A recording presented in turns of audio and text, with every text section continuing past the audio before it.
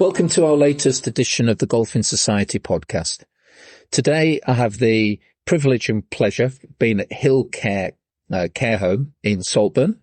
It's called Hazel Grove, and Hazel Grove is a very important place to me because when we first started some of our outreach programs and going into care homes and delivering golf, Hazel Grove was one of the first venues that we tried our golf experience with the residents. And as a result of that, we're now in a great position where our programs are being adopted through other care homes within the group. And really, it's a shining example of how golf can be enjoyed by people in different spaces and places. So being back here at Hill Care in Hazel Grove today is really, really important to me. But without further ado, I'd like to introduce my guests to you today. And I have the privilege and pleasure of being with Sharon, with Samantha, and also with Jules. So rather than me introduce the ladies to you, and I'd just also like to say that we're conducting this podcast interview in a residence room at the moment. So it just shows that you don't get any closer to the coalface of life in a care home than what we're doing here today. So without further ado, Sharon, do you just want to introduce yourself to the audience and just a little bit about what you do? I'm Sharon Lewis. I work here at Hazel Grove Care Home and I'm the activities coordinator. So I basically organise the activities that our residents do. I look after their wellbeing, and we've really, really enjoyed the golfing side of it. That's good news. Samantha? Hi, I'm Samantha McCormick and I'm from the Gables Care Home. I am an activities coordinator there, been in that role since February. Had Golf in Society come and find that the residents really beneficial from the sessions. That's great. And last but not least, Jules. My name's Jules. I'm an activities support person in the Northeast, a customer relations officer. My role is to tell the brilliant news stories about the engagement with residents, how much they enjoy doing different things and how it boosts their well-being. And I have to say that watching the residents participate in the Golf in Society program and then writing about it afterwards has been an absolute delight. Well, firstly, welcome and thank you for introducing yourselves. So I think it's always good to put healthy aging in context, really. And obviously a lot of our older adults nowadays spend their later years in care settings. Obviously most of them want to stay independent. They want to stay at home for as long as they can. But there comes a time where that's not possible. So the next stage of their journey in terms of where they live, where they enjoy life, where they meet their new friends and everything else often happens in either a residential or a nurse home setting, for a lot of our older populations. So it's great here to be with Hill Care today. And I would just like to start by, in terms of the context, we've got over 410,000 people living in these settings at the moment. And across the UK, there's in the region of 17,000 locations, places where people live these later years. And I would just like to maybe start by saying, from a Hill Care perspective, how important is keeping your residents happy, healthy and enjoying life when they come to you? Yes, so it's the key thing about that underpins everything that we do. I've often heard people say, care homes are God's waiting room. And that's usually said by people who don't actually go to care homes, because care homes are God's living room. And if you see the joy that people who might be elderly, they might be frail, but they're not unable. And one of the fantastic things about that, keeping aging healthily, is to make sure that people keep moving and keep doing things. And it's to make sure that we are enabling them to be as active as they can be. It might not be, gone are the days that maybe they played basketball or football. They might not be able to do that, but they can do it in a smaller a smaller way that works with the abilities that they currently have. And at the end of the day, it's all about having fun and enjoying it and finding meaning in life, irrespective of your age. And I think that's true across the board, whether we live in a care home, whether we live at home or in sheltered accommodation. I think that's the key to do with everything that we do when it comes to activities. And it boosts people's well-being so much. And, and it boosts our well-being. Yeah, absolutely. Tony, I mean, I'm going on about the residents, but these last few days I've been spending time in lots of different care homes and seeing how residents are so involved in what they're doing. And it's not bingo and reading newspapers. It's playing golf. I mean, who would have thought it? Who would have thought it? Absolutely. And Sam, from an activity coordinator perspective, what you must have to really concentrate on making sure that you provide a program of activities that the residents, to Jules's point, are going to enjoy, they're going to engage with, and everything like that.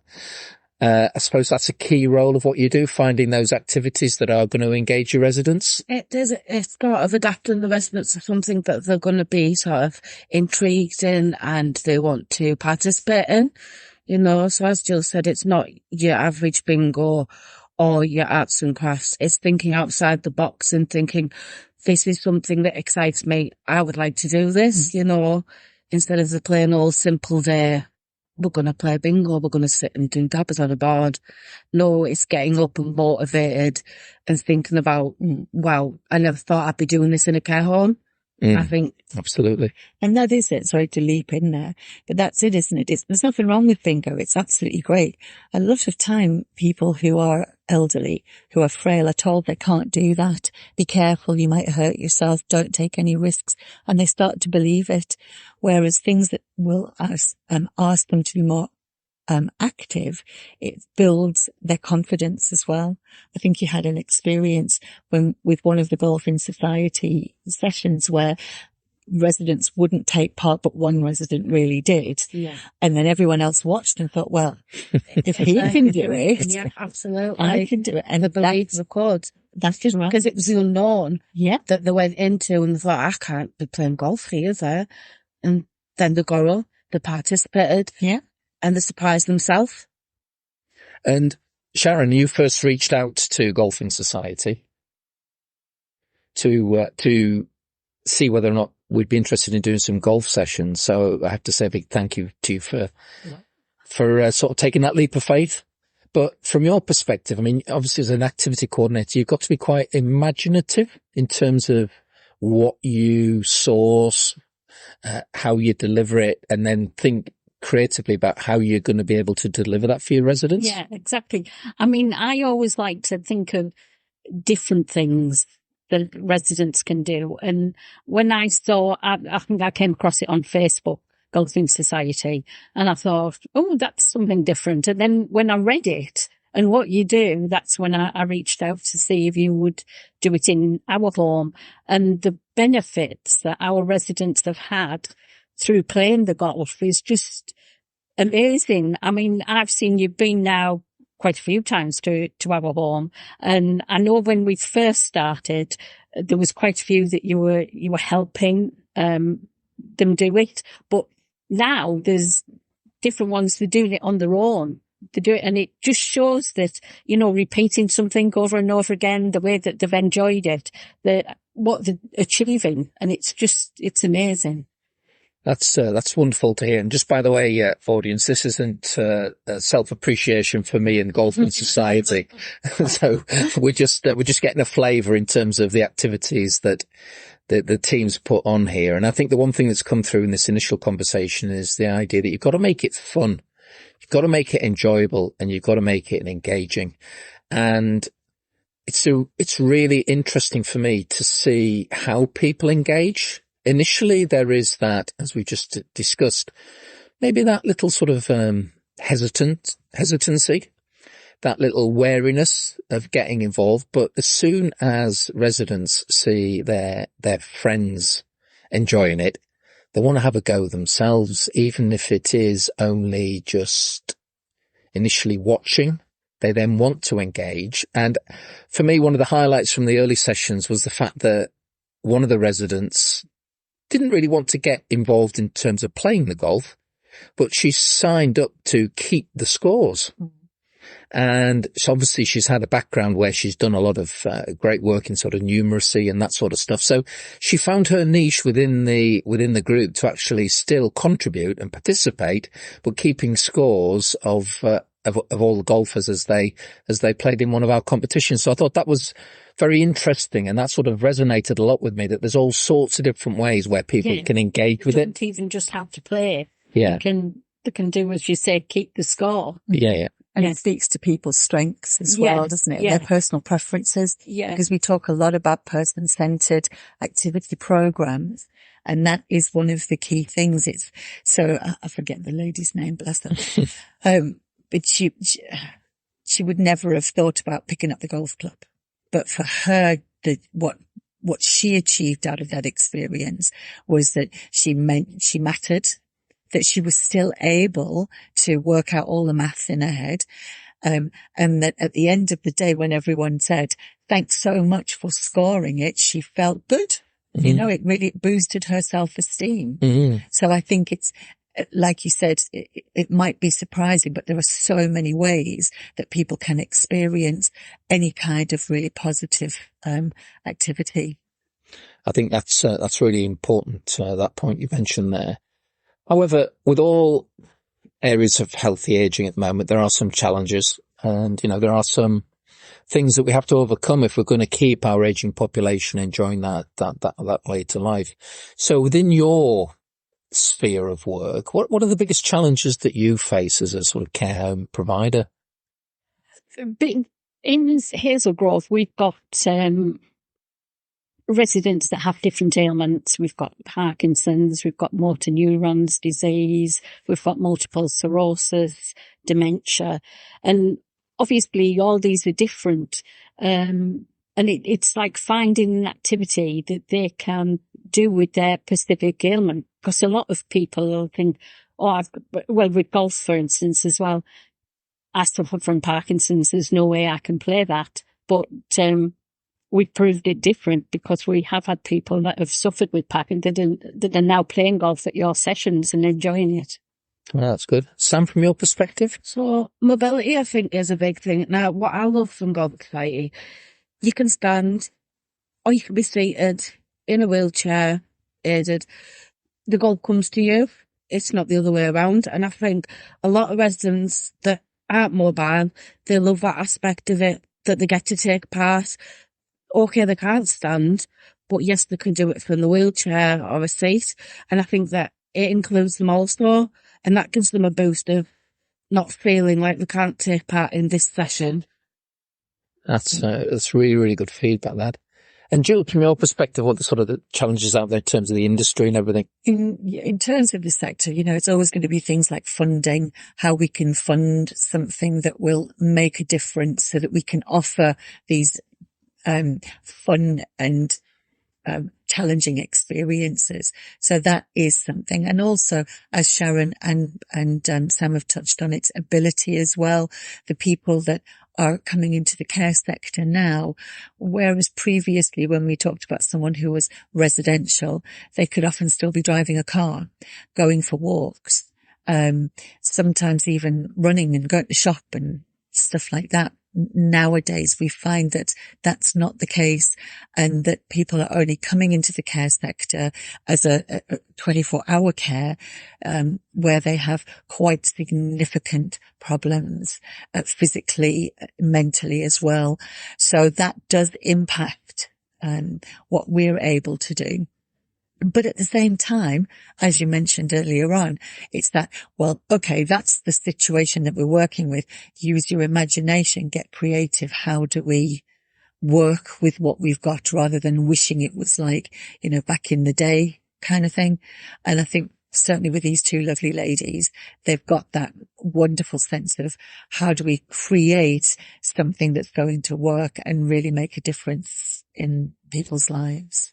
For the older listeners here, just to let you know that there was an advert back in the day called Ready Brek, and it was like the porridge of the day. And in the advert, there was this warm glow around the person who just had their ready break. And when I think about leaving the golf sessions that we've done so far with Hill Care, is that I have that ready break glow around me. Because at the end of the day, you know, you've walked out of that hour and you've made a difference, and you've sparked lives, and you've created something quite special. And that ready break glow, I think, is a great way to really sort of just give you an idea of the sort of the great feeling that not only I get, but the residents get, and the people providing the activities within the care settings also get as well every time we run a session. So I think that ready break glow is something we'd like to see around everybody in a care setting, really. Right, so we're going to move on to the next part of this great conversation that I'm really enjoying so far with the Hill Care team. And basically, it's about, I suppose, the benefits of the golf activity for the residents, really. As we all age, we do decondition. We become less physically strong and cognitively sometimes challenged, whether it be with a dementia, whether it be with Parkinson's, motor neurons disease, whatever it might be. So the importance of keeping both the body and the brain active for as long as possible are really, really important. And the reason I stress that is that I've seen it so many times in sort of care settings where you ask about a resident and say, oh, unfortunately, they've had a trip or a fall and they're in hospital at the moment. And I know for a fact from all the work I've done with families living with dementia and frailty that that is one of the most traumatic things that happens when someone has to go into hospital because they've had a trip or a fall at home. The importance of keeping everybody in every place well conditioned and doing it in an enjoyable way is really, really important, because the residents that come into care settings, and, you know, Hill Care is one of the great examples of this. They come here because this is the next part of them enjoying their life, really. And they want to come here and have a good time.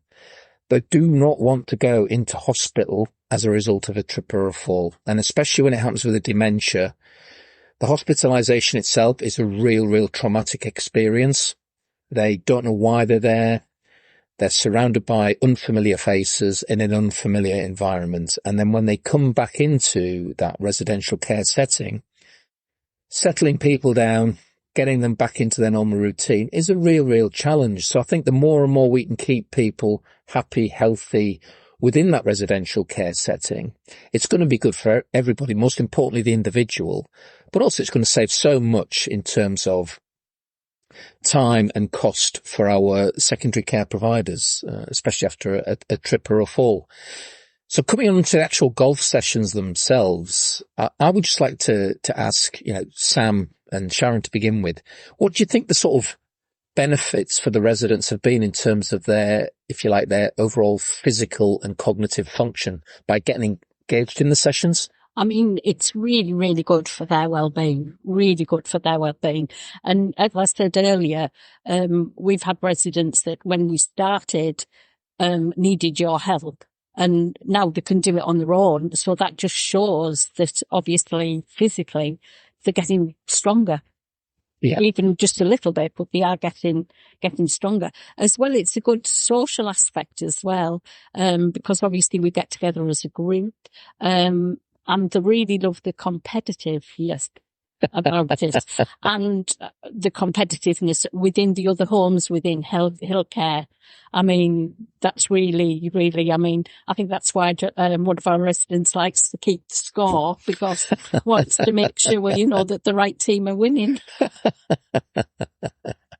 And Sam, from your perspective? So I think it introduces back the hand-eye coordination into the sort of routine things.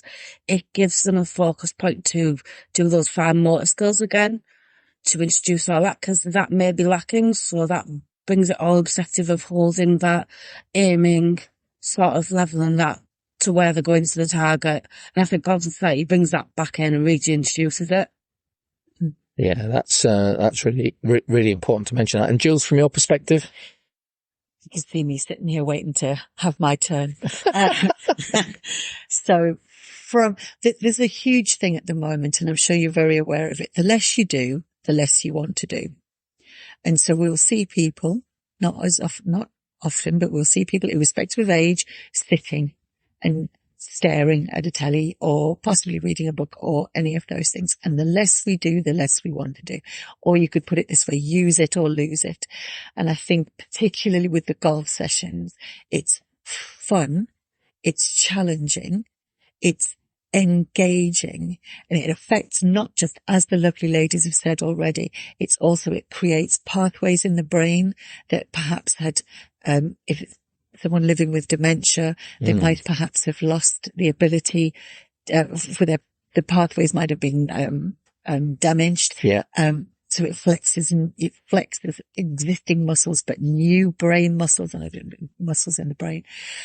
But it does that huge, has that huge impact, irrespective of the sitting up straighter, feeling more confident, those mood things. But it has that significant impact, I think. I really, really do. And there's a huge thing now, certainly in the NHS, about prevention. I mean, we talk about prevention for a long time, obviously, but there is a huge thing, particularly with people who are elderly and ailing, is to prevent them from getting to that point where they can't eat themselves, they can't swallow themselves, they can't do all of these things. Whereas something simple like this, if you can't move your arms, you can't swallow very well. But if you move your arms, because you're exercising all the muscles in your shoulders and your arms, you move those, you're moving your neck, your swallow reflex will then strengthen. So it's all of that stuff. It's kind of like a whole package, really. And I see that specifically with, golf sessions, as opposed to something like chair-based exercises. Chair-based exercises are absolutely great, but for someone who's been told or who feels they can't do something, a more benign and gentle experience. And you won't mind me saying you're great with our residents, Tony. Thank you very much. No, I didn't pay you for just that. But you're great with, it's that a gentle way of starting something gently and then moving along and moving more with greater flexibility, I suppose, is what I'm trying to say. Yeah, I mean, the key thing for me, and that's great feedback, ladies, on all fronts. But the key thing for me is to engage someone in an activity that they never ever thought that they would do in life. Yeah. And when you're creating those sparks in individuals that have never even been near a golf course, never picked up a golf club, always had those perceptions about it being elite, exclusive, expensive, difficult. When you see them engaging in the activity, even from a really, really challenging situation where mobility is a challenge, but they can have a go from a wheelchair, even from the side of a wheelchair, by just holding a putter, being guided, being, as I say, we always use the approach, coach, show, give it a go.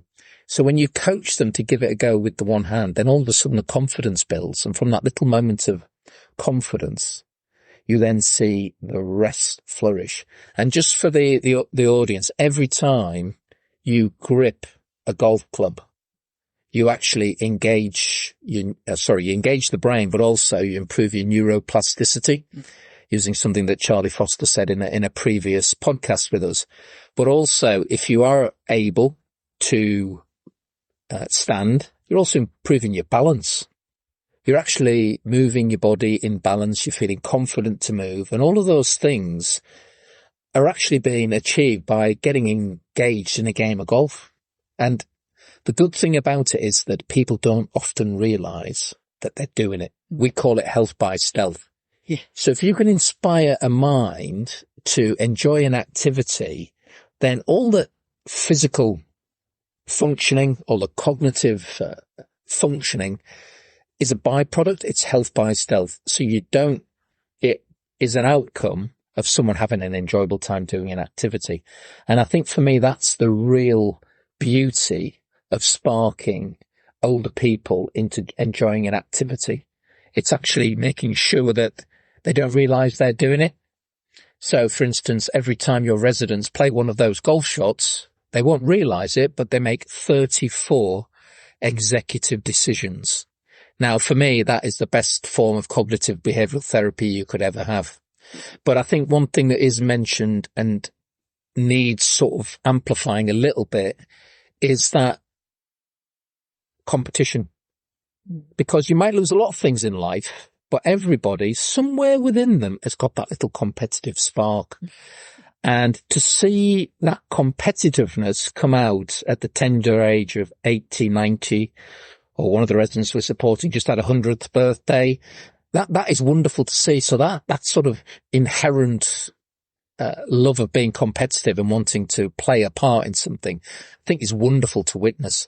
But also on top of that, it's great when they do it together as a team, because the team succeeding means more than the individual succeeding. And to know here that we've created something that is competitive amongst residents within a home, to then be competitive with other residents in other residential care homes that you operate, that to me was one of the sort of early dreams I had. I wanted to create almost like this care home competition where you'd have the care home of the week, care home of the month, the national care home champion of golf. And that was always one of my initial dreams and visions. And I think what you've allowed us to do here with Hill Care is start on the first steps of making that dream a reality. So it's been wonderful for us to be involved in this and knowing that we're making a difference to your residents, really. And for me, it's all about partnerships. We can't do it alone. We couldn't come in and run these sessions without your amazing team that helped facilitate that.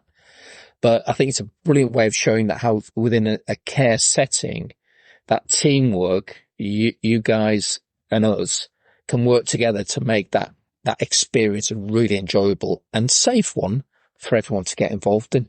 Yeah, I absolutely 100% agree with you there. One thing that we didn't consider, and you might not have even thought of this yourself, is the residents tell their families, and the families, they feel such immense pride in, oh wow, my dad was part of that team that won that prize, and they feel it as well. And the residents will talk with such animation about what they've done.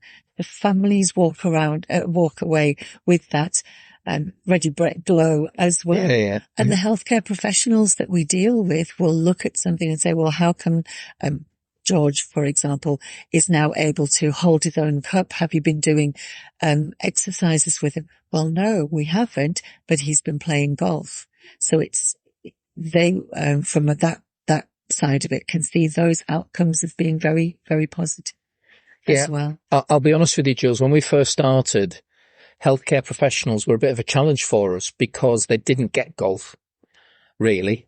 They didn't see the health. So we've had to reimagine how we talk about golf through a health and social care lens. So we talk about grip strength, we talk about balance, we talk about cognitive function, we talk about physical conditioning, all of those things that you've now seen your residents improve on through getting involved in the golf. But, that was a hard sell to begin with because they thought it was just this 4.5-hour game at an exclusive local golf club. But now that we've shown that you can take this amazing game we call golf into these community settings, into these residential care home settings, and deliver an enjoyable experience, it shows that golf can be enjoyed by anyone, anytime, any place. And I think that that's been the most inspirational thing about working with care homes so far, is that you've shown that no matter what space a care home has got, with our flexibility and our imagination, we can create a golf course anywhere. And I think we've proved that because, as Sam, you said earlier on, sometimes people can't come to the golf, but we can bring the golf to them. And that could be even just repositioning one of the targets or the holes next to where they are in their, let's say, wheelchair with limited mobility, and make sure that from that seated position, they can still engage in the activity that the other residents are enjoying. And that, I think, is what's unique about how you have helped us develop the program within Hill Care, is that we've shown how you can bring the golf course to every single resident. And I was proud, honoured to be able to present the cup, the Hill Care Cup, to the residents at Eston Lodge, to George. Is it George who used to? Yep, sure. Who was the groundsman at London and London Scottish Golf Oh, Club. wow. So Fantastic. he was just very much like, I've won a cup A real at badge my woman. 90-something years. Yeah. And of course, Mike accepted it on behalf of the home. Yeah. And that sense, I get goosebumps just thinking about it, with that sense of pride and enjoyment. But it must be wonderful that you all get the chance to share these stories with the families, because they'll all be concerned about how their loved ones are doing. And so if they know that their loved one's having a good time, that's got to be good for your families. Yeah. I mean, we had a resident who played golf for the first time, the last time you were in, whose daughter lives in Australia, so obviously cannot visit, really. So, and it was great to send her the photo that I took, and then it was their conversation the next morning on the phone about it, giving him something to talk about, and he can't wait for the next session. Yeah, that's it, isn't it? It's just wonderful. And we talk a lot about, when we have to evidence what it is that we do, we don't look at it from a box ticking exercise, because it's all about what the person wants and likes and loves. But at the same time, the experiences and the sessions that we do at the homes, they tick all of the boxes and everyone benefits, which is the best kind of thing, the best kind of outcome. Totally. And I love coming to your care homes not because I love doing the golf, because I love meeting your residents. And for other people that work in healthy aging and enjoy working with older adults, this won't come as a surprise, but you get some wonderful, wonderful life stories, life experiences that really sometimes are very humbling, but so inspirational as well. And, we're doing this particular podcast today in the week where we've just celebrated the 80th anniversary of the D-Day landings. Well, I know for a fact that one of your residents has actually, in his days in London, rewired Winston Churchill's house. You couldn't write that script, really. I've been speaking to Joyce this morning, and Joyce worked in a shirt factory, and during the war, their effort was making shirts for the army. And then one of our South African ladies, who's just turned the tender age of 100, she used to sing and entertain the troops back in the day as well. And that's just this week talking to residents about their experiences, during those really challenging times for the country, how they were involved in that effort. So apart from the golf, which I think I always say it's not about the golf, it's about creating a great experience and a great time for an hour. Out of that social side that we build into the programs as well, you get these wonderful, wonderful life stories coming from the residents. And for me, that very much enriches my life. And I know that it enriches the life of my team. Then they've found out these amazing backstories to the people that they're supporting. And you must find that the same? I mean, our residents now don't say, when are we playing golf? They'll say, when's Tony coming to play golf with us? Yeah. It's not, which, I mean, you've built up a friendship with our residents, I feel. Yeah, the audiences will be shocked by the fact that we need more mini-me's.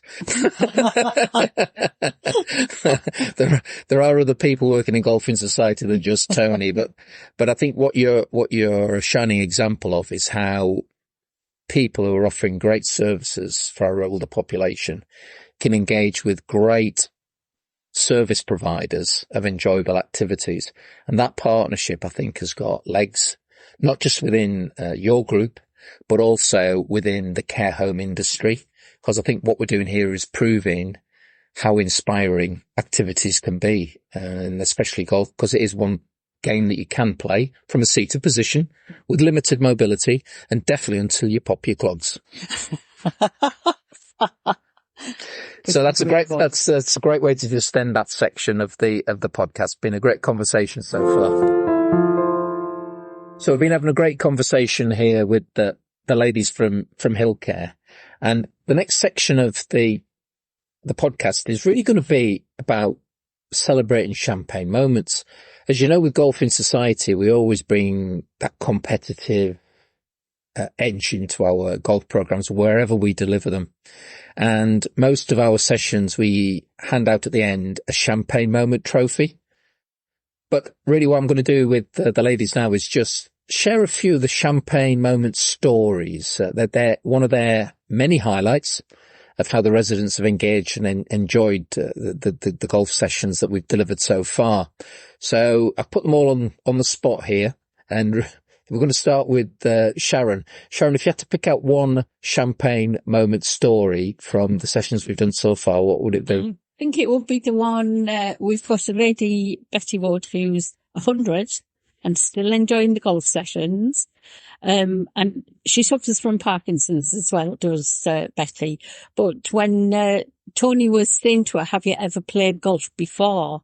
She did say, oh, well, I played when I was in South Africa when she was at school, but she was off school with chickenpox, and her mum didn't know what to do with her, so sent her to the local golf course to play golf. What a great way to get involved in golf. Yeah. So that was her first experience of golf. And to think she's still doing it at 100 is marvellous. Oh, that's amazing. That's a great way to start this little section of our podcast. Come on, Samantha, what's yours? So, reminiscence, these questions have brought to Golf in Society. We have a resident called Tom who's been in the RAF, and on leave he remembers going to Redcar golf course and playing with his mates, meeting up and just having a right laugh. And he never thought that he would be playing golf in this time in his life. And it just sort of reminiscence there and brought us back to him, that what he used to do and what he's doing now. He's playing golf, what he loves, and he wants to play every day. And I think that's really nice to sort of relive that as well. The memories live on in him. That's fantastic. That's fantastic. And he's such a character. And the one thing I like about Tom as well is he's my little helper. So he's always looking to pick up the balls. He's always looking to put them back in place so the next person can get involved and enjoy the experience as well. So whenever I go to his home, it's wonderful because he's my little helper. He thoroughly enjoys it. Absolutely thoroughly enjoys it. And then last but not least, Jules, have you got one particular champagne moment story? I mentioned my champagne moment earlier on about being able to present the this month's trophy to the residents at Efton Lodge. That was absolutely touched my heart in so many different ways. And seeing George's face when he got the trophy was beautiful. Oh, that's fantastic. And it must be very rewarding for you to know that you get all of these great stories to share with the families that you support. We share it across our social media platforms. We've written press stories and that have gone out into the local press, spread the word that way. And for me, it evidences more. It's wonderful on a personal level, but it evidences more of what people are able to do into their 80s and 90s, 100. It's just because you're old or elderly or frail doesn't mean to say you can't engage in a fun and enjoyable activity. Perfectly put. You can come on my roadshow anytime. And for me, I've got so many like the ladies, but the one for me that stands out, and it almost is a miracle moment, is there was a gentleman in one care home who basically we thought we were going to have to get him to participate from a seated position in a wheelchair because of his limited mobility. But this gentleman, as soon as the call came for him to have his go, and I still can't believe this actually happened, he actually just got up out of his wheelchair, walked towards where the first hole was, grabbed hold of the putter from me, and basically started putting the ball in the hole. And as I say, we thought we were going to be facilitating this gentleman enjoying his experience from a wheelchair position. So to see him walk to that target, that golf hole, unprompted, just because it was his go, was just the most amazing, I call minor miracle. So for me, that was the one thing that shows how golf can inspire the body and the mind to give something a go, even when they probably didn't think that they were ever going to enjoy that experience again. But something sparked within that gentleman, and that was just amazing to witness. And we could spend hours talking about all the great experiences we've had with individuals during the golf session so far. But the beauty for me is the fact that we found something here that the residents want to do, the residents enjoy, and when they're in that moment, they are thoroughly enjoying that experience of almost being on a golf course and all the benefits that it brings. And I think you should all feel very proud that you've helped facilitate something so rewarding for your residents to enjoy. Oh, thank you. Thank you. So we're going to finish the podcast now with a little bit of an open conversation about thoughts of the future in terms of health, activity and aging within the care home industry, really. I'll share my little dream for the future at the end, but I'm just going to hand it over to Sam, to Sharon and to Jules now, just give me a little flavour as to how you see things evolving within the sort of health and care within care home environments, really. For me, I would like to see my great wish for the future is to make sure that residents are always doing something or have access to something that gets them as active and as engaged as possible. I know it's not always possible. Obviously someone who is nursed in bed, for example, they would struggle to play golf or any other chair-based exercises. But for the most for most of the population, it's that just keep moving, do something that you love, whether it's dancing or playing golf or chair exercises or seated yoga, as we do that at some of our care homes. It's just, I would really like to see a focus from the healthcare professionals, not just on making sure that people are healthy, but that they are well and happy and moving constantly, that something's just going to really give them that sense of, I don't know, that sense of achievement and well-being. I think we focus a lot on people's health, and rightly so, we should. But I do think there's that focus on use it or lose it. It's that we need to get people doing that much, much more. And sessions like Golf in Society, as you mentioned about the 30, what is it? You said 38, 36? 34, yeah. Just to pick the putter up and strike the ball, that can't be underestimated. It's the more we embed that. Maybe what we need to do, Tony, is do a research project on it and then embed that way. That sounds like a plan. That would be so wonderful. You can count us in for that, definitely.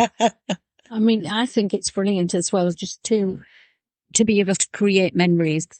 I think creating memories, not only just for our residents alone, but for their families as well. And when you're taking photos of what's happening and you're passing them on to the families, for them to have that memory, they'll have that memory for a lifetime. And I just think it's wonderful to be able to create memories. Yeah. I agree. And staff benefit massively as well.